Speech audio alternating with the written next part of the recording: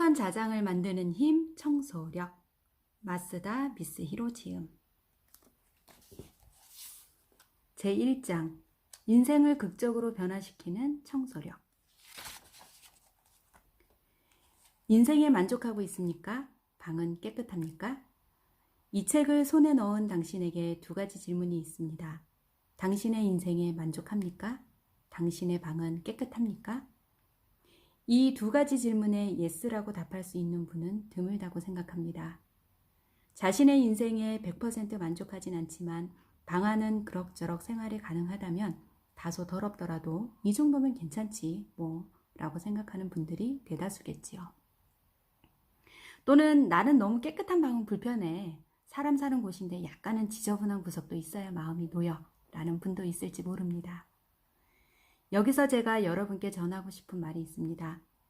당신이 사는 방이 당신 자신이다 라는 것입니다. 즉, 당신의 마음 상태 그리고 인생까지도 당신의 방이 나타내고 있다는 것입니다. 지금 자신의 집에서 이 책을 손에 쥐고 있는 분들은 방을 한번 돌아보세요. 만약 서점에서 이 책을 읽고 계신다면 자신의 집과 방을 떠올려 보세요. 매일 식사를 하는 식탁 위에 많은 것들이 널려 있지 않나요? 식기를 치운 부엌 주변은 어떤가요? 전자레인지 속의 회전판은 음식물로 더럽혀진 채로 있지 않나요? 세면기의 거울은 치약 거품이 튀어서 들러붙어 있지 않나요? 하루의 피로를 풀어주는 욕탕은 곰팡이로 가득하진 않나요? TV 위나 책장은 먼지를 덮어쓰고 있지 않나요? 화장실은 어떤가요? 현관은? 결혼하신 분은 자신의 영역 내, 예를 들면 PC 주변이나 책장 등을 살펴보세요. 그것이 당신 자신입니다. 제법 충격을 받은 분도 많으리라 생각됩니다. 다시 한번 말씀드립니다. 당신이 살고 있는 방이 바로 당신 자신입니다. 불행의 자장을 만드는 더러운 방. 저는 오랫동안 하우스 클리닝을 일을 하고 있습니다. 그 덕분에 많은 분들의 방에 들어갈 기회가 있었습니다. 서민적인 분의 집에서부터 부잣집까지 아주 많은 방에 들어가 보았기 때문에 저는 당신의 방이 당신 자신입니다 라고 감히 단언할 수 있는 것입니다. 부잣집이라고 해도 악덕업 같은 일로 벼락부자가 된 사람의 집은 뒤죽박죽 정리가 안 되고 더러웠습니다. 여기저기 옷가지가 흩어져 있고 온갖 잡동사니가 나뒹굴고 부엌도 설거지를 하지 않은 식기가 불결하게 쌓여 있었습니다. 뿐만 아니라 그 벼락부자 사장도 역시 언제나 초조하고 불만 가득한 얼굴을 하고 있었습니다. 반대로 진정한 의미로 풍요롭고 행복한 사람의 집안은 불필요한 것이 없고 시원하고 정말 깨끗했습니다. 그런 집에서의 일은 깨끗함을 유지하기 위한 하우스 클리닝이었습니다. 한때 저는 가정교사 파견업을 한 적도 있었는데 이때도 많은 분들의 집안에 들어갈 수 있었습니다. 여기에서도 재미있는 법칙을 발견할 수 있었습니다. 그것은 방 안이 뒤죽박죽 지저분한 집은 어머니가 아이들의 교육에 이상할 정도로 집착하고 있었고 부부 사이도 그다지 좋지 않은 경우가 대부분이었습니다. 이 법칙은 저만이 느끼고 있는 것은 아닌 듯합니다. 저돌적인 취재로 유명한 어느 기자가 일전에 텔레비전 방송에서 한 말이 있었습니다. 범죄가 일어난 집에 취재를 가보면 예를 들어 사건이 아파트에서 일어난 경우라면 그 아파트의 외관만 보고도 몇 호실에서 사건이 일어났는지 알 수 있다고 합니다. 왜냐하면 그런 집은 베란다에 있는 화분이 말라 있다든지 멀리서 보아도 뒤죽박죽 정리가 안 되어 있고 다른 집에 비해 확실히 더럽기 때문에 한눈에 알아볼 수 있다고 합니다. 여러 종류의 방을 들어가 보고 그 주인을 만나본 나의 결론은 단순합니다. 방이 더러운 사람은 불행한 느낌이 강하고 방이 깨끗한 사람은 행복감이 강하다는 것입니다. 그리고 거기에서 그치지 않고 방이 깨끗한 사람은 행복감이 배로 증가되고 방이 더러운 사람은 불행한 일이 더욱 증폭되어진다는 사실입니다. 이것은 유유상종이라는 법칙대로인 것입니다. 당신의 마음을 반영한 당신의 방에 일정한 자장이 일어나 당신이 발산하고 있는 에너지와 동질의 것을 끌어들이는 것입니다. 자장이라는 단어가 귀에 익숙하지 않나요? 실은 사람의 마음이나 사람들이 모이는 그 장소로부터는 상념이라는 에너지가 나옵니다. 그것은 전작이나 전파의 법칙과 마찬가지로 그 에너지의 주파수와 같은 것이 끌려오는 것입니다. 즉, 당신의 마음이 풍요로움이 넘쳐서 좋은 상태에 있으면 당신 주변에 좋은 자장을 만들어내어 그 주위에 좋은 것이나 풍요로움을 끌어당기는 것입니다. 그래서 당신의 마음은 더욱 충만해집니다. 당신의 마음의 상태가 지극히 자기중심적인 분노나 질투, 푸념, 탐욕, 게으름, 시기심, 의심 등으로 가득 차 있으면 당신 주변에는 그런 최악의 자장이 만들어집니다. 그리고 안타깝게도 더욱 나쁜 것을 불러내어서 마음 상태도 더욱 최악이 되고 맙니다. 반대로 집안이 더러워지면 실제로 그 안에서 생활하고 있는 사람의 마음에도 영향을 줍니다. 어떤 심리학자의 연구에 의하면 흐트러진 방, 청소가 되어 있지 않은 사무실 등에서 생활을 계속하면 생리학적인 면에서도 심박수나 혈압이 증가하고 심장이 두근거리며 목이나 어깨가 무거워지고 이유 없이 초조해지거나 금방 화를 내게 된다고 합니다. 당신의 마음 상태와 당신의 방은 서로 영향을 주고받아서 자장을 만들어내는 것입니다. 그렇습니다. 깨끗한 방에는 점점 행복이 찾아옵니다. 더러운 방에는 불행이 연이어 찾아오게 됩니다. 도산, 이혼, 정신적 위기로부터 부활. 이쯤에서 저의 체험담 하나를 들려드리겠습니다. 슬프게도 아까 말씀드린 법칙대로 불행하게 된 예입니다. 저는 부끄럽게도 이전에 사업에 실패해서 부채를 안고 이혼, 실망, 무기력의 과정을 겪었던 경험이 있습니다. 이것은 바꿔 말하면 더러움으로의 프로세스입니다.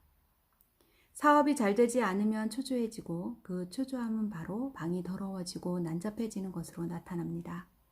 지금 생각해보면 그 더러움이 또 다른 불행을 초래한 원인이었습니다. 그 더러움으로 인해 항상 초조한 마음, 날이 갈수록 그 초조함이 심해지면서 사업도 당연히 실패. 그 때문에 결혼 생활도 부자연스러워지고 결국에는 이혼까지. 그 다음에 이사한 곳에서도 저는 사업의 실패나 이혼 등으로 입은 상처를 극복하지 못했고 아무것도 손에 잡히지 않았습니다. 그러다 보니 새로 이사한 방도 곧 쓰레기 더미가 되어버렸습니다. 점점 지저분해지는 방만큼 차림새도 엉망이 되어갔습니다. 수염은 제멋대로 자라나 지저분해지고 목욕탕 한번 가지 않은 꾀죄죄한 얼굴에 옷차림도 노숙자와 다름없는 위험한 상태였습니다. 간호사 일을 하는 친구의 말에 따르면 정신질환의 프로세스는 방을 청소하지 않은 것으로부터 시작되어 옷차림도 차츰 불결하게 된답니다. 목욕도 안 하게 되고 여성의 경우에는 화장도 안 하게 되고 마치 더럽게 되려고 노력하는 것처럼 보인다고 합니다.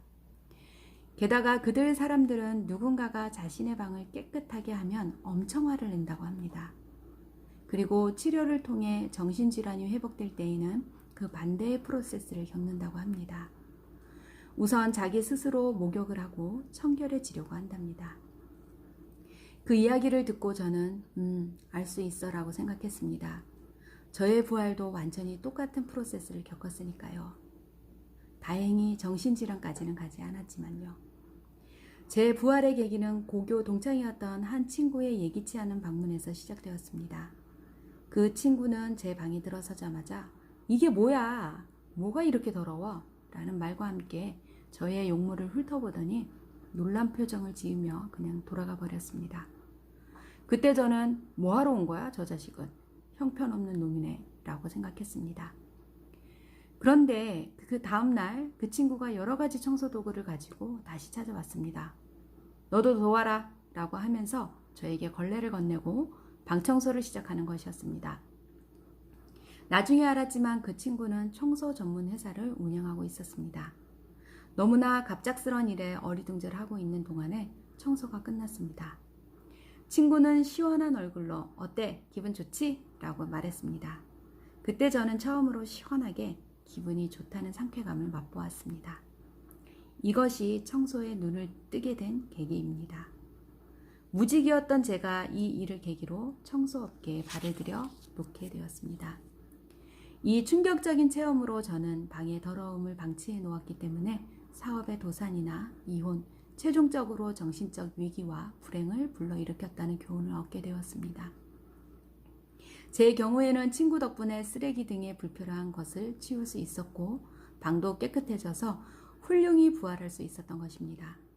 지금은 다시 좋은 여자를 만나서 결혼도 하고 새로운 사업도 다시 시작하게 되는 등 연이어 행복한 일들이 일어나게 되었음을 실감합니다.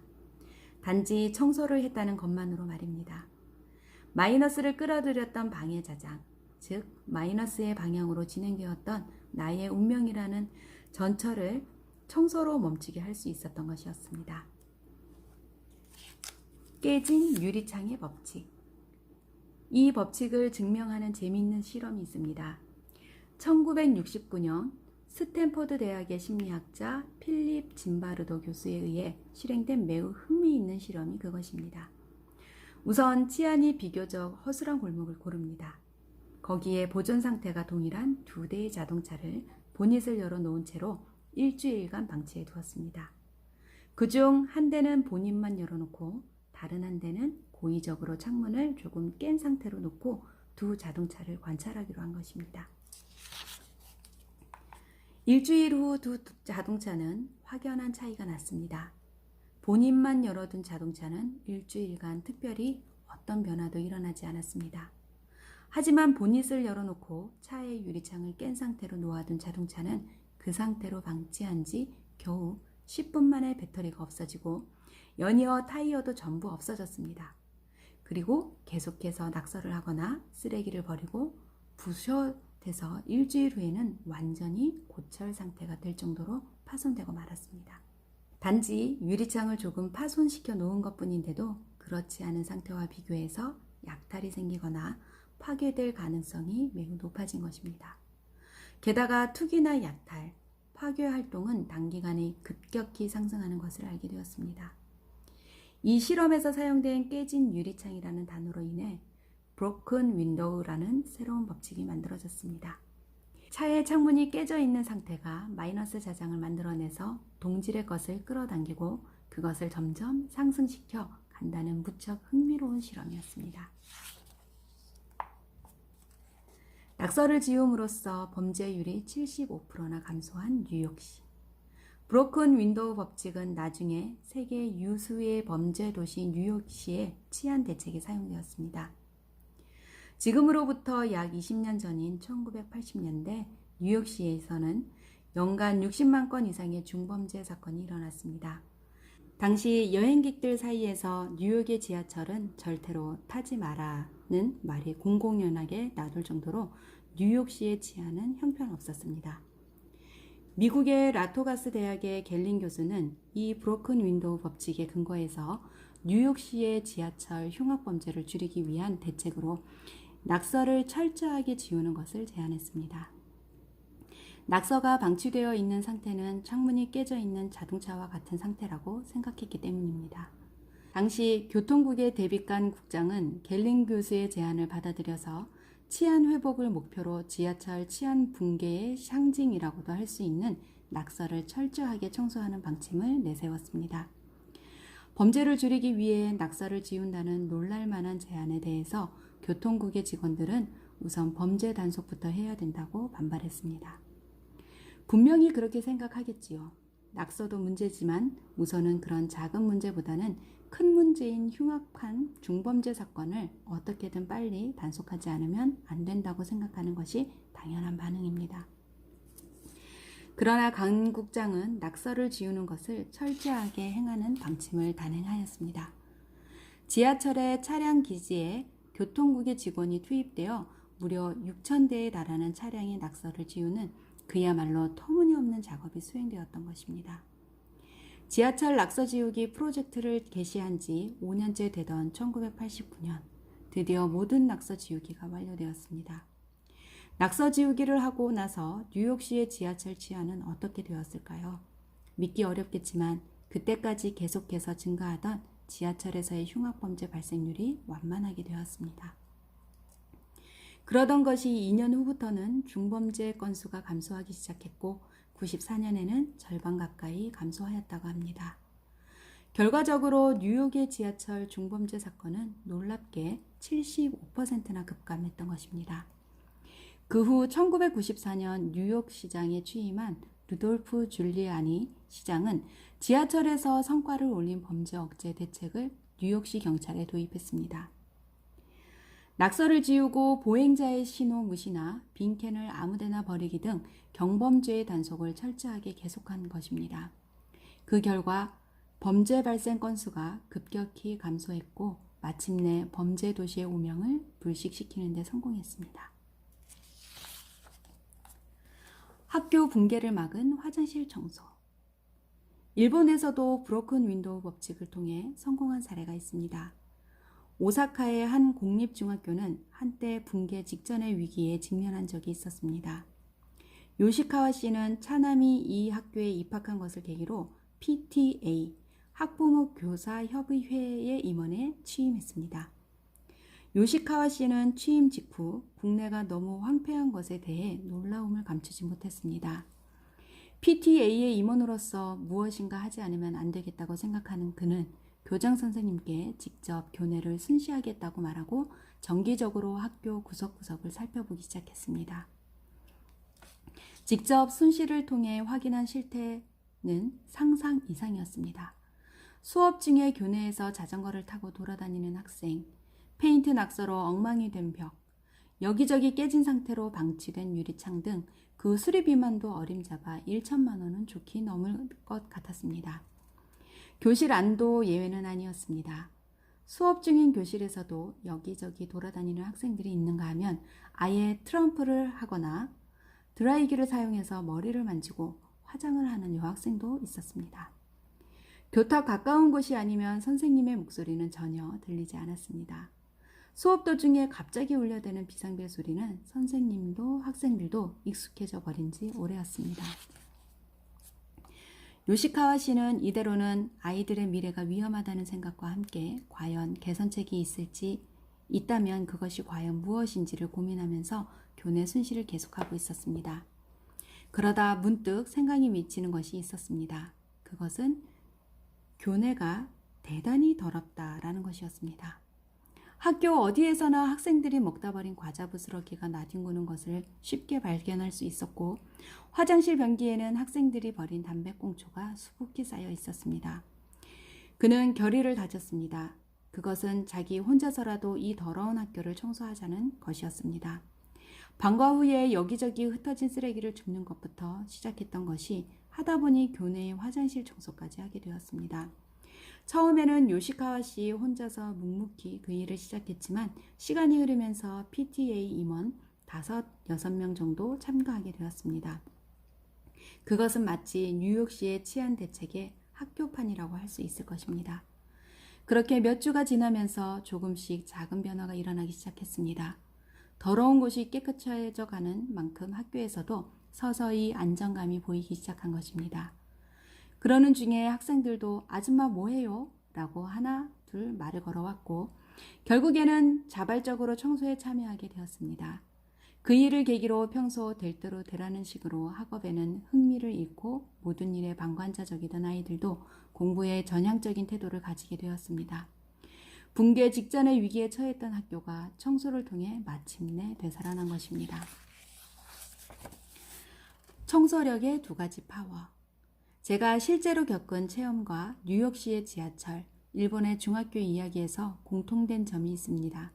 무엇인지 아시겠어요? 그렇습니다. 더러운 것이나 더러운 상태를 그대로 방치해두면 거기에 마이너스의 자장이 생기며 자꾸 나쁜 사태를 끌어들이게 된다는 사실입니다. 그 마이너스 요인을 제거함으로 인해 즉 청소를 행함으로써 저는 인생을 바꿀 수 있었고 뉴욕의 지하철에서는 흉악범죄가 억제되었으며 중학교에서는 건전한 배움의 장이 만들어지게 되었던 것입니다. 이렇게 청소에 의해 극적으로 자신을 둘러싼 환경과 인생을 변화시키는 힘을 저는 청소력이라고 이름 붙였습니다. 이것이야말로 청소가 가져다주는 힘입니다.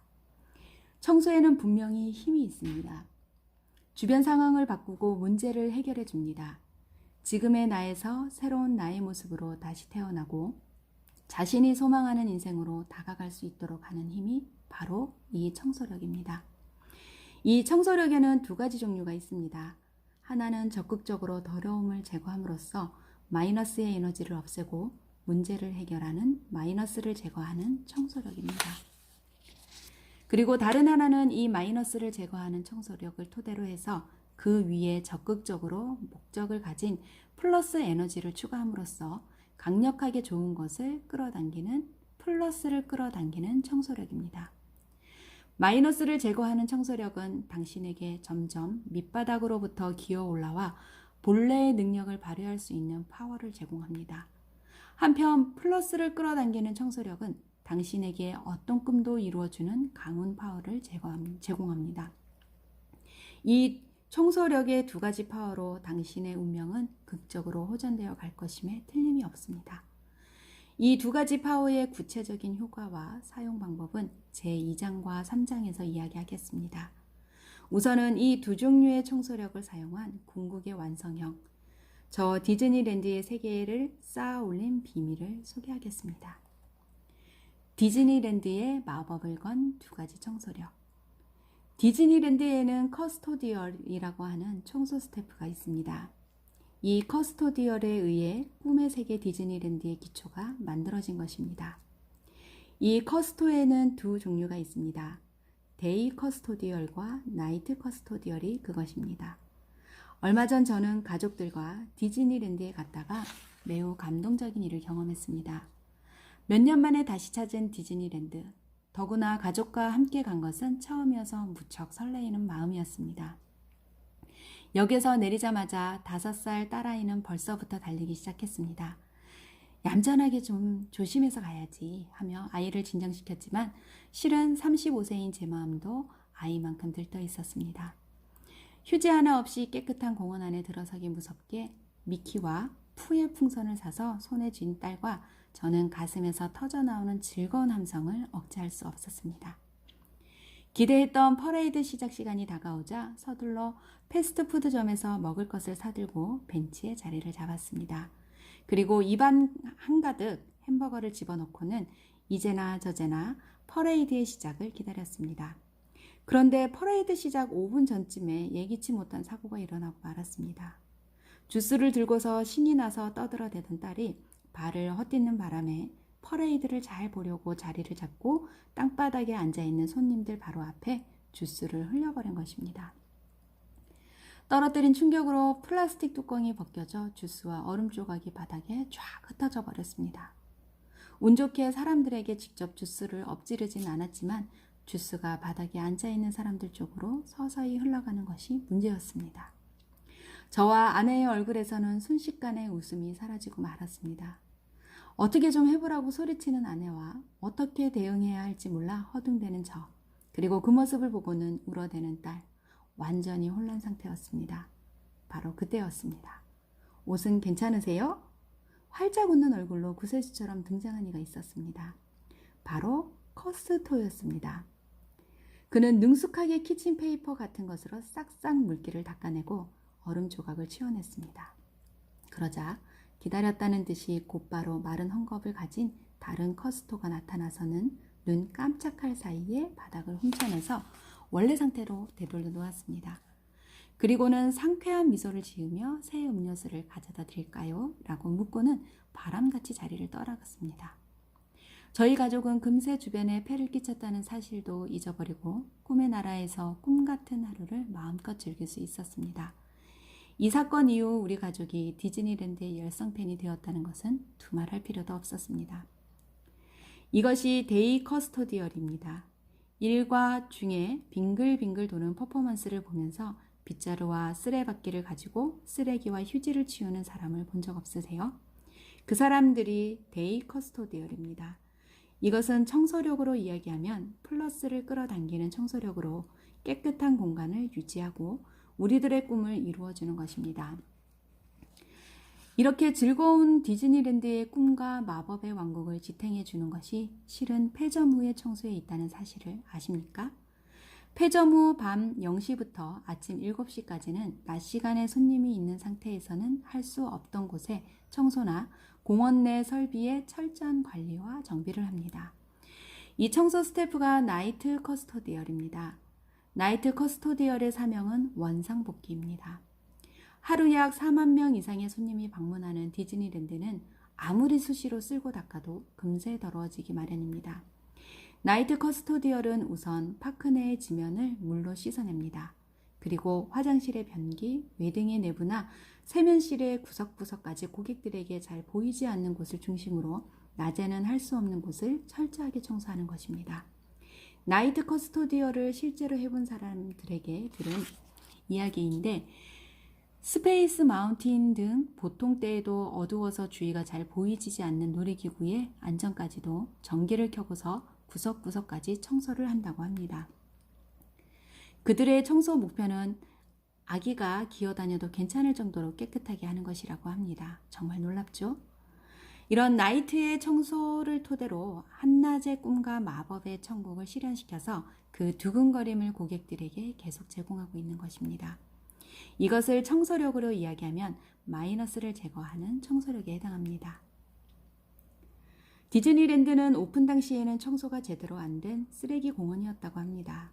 그러나 월트 디즈니의 강한 이념 아래 커스토디오를 만들고 철저하게 오염이나 쓰레기를 없앴으며 게다가 꿈, 희망, 두근거림을 제공하여 일일 4만 명의 고객, 웃는 얼굴, 돈을 쓸 수밖에 없는 곳으로까지 발전시킨 것입니다. 이 디즈니랜드의 예에서 두 개의 청소력의 효과와 두 개의 힘을 합했을 때 일어나는 힘을 이해하셨으리라 생각합니다. 다음 장부터는 이 두 개의 청소력에 대한 구체적인 효과와 실천 방법에 대해서 설명하고자 합니다. 마이너스를 제거하는 청소력은 당신에게 점점 밑바닥으로부터 기어올라와 본래의 능력을 발휘할 수 있는 파워를 제공합니다. I keep a photograph in which we were in love, caught in your eyes, waiting for the sunrise. I barely even knew who you were. What did you do? I didn't care, 'cause you were perfect, I swear. But somebody told me that it's over. I know it's true. You made me happy for a while. I remember fleeting times when we slept on top of cars. Now I don't know you, you don't know me too. I remember fleeting times when we watched the sparks on fire. Now I don't know you, you don't know me too.